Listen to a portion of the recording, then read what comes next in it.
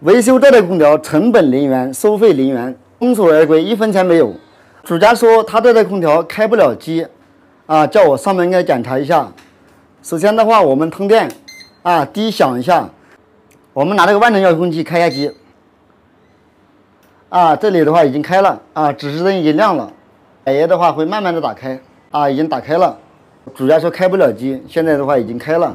具体的话还有没有其他问题？我们的话，检测一下它的电流以及温度、风速，自己制作的插座，带这个漏电开关的10圈的线圈，测一下它一个电流。它是一个1.5匹的空调，电流是4.1安。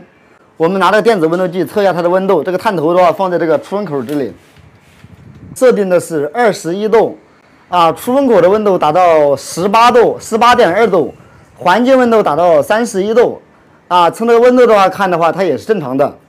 风速达到3.3米一秒，从内机这里看不出任何问题。我们再去外机那里检查一下。厨房的阳台，我们过来看一看。就是这台外机，外机的话是一个 KF35的，KF 的是单冷，35的是1.5匹，制冷量3500瓦，它是一款格力的。我们看一下这个大小管，大小管的话冰凉，微微揭露。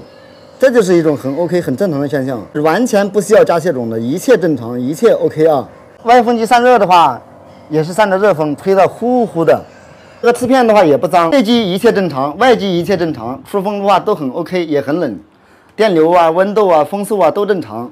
我过来的话，我就带了2块通用板通用板，结果的话也用不上，因为的话它没问题。这个板也带了制冷剂。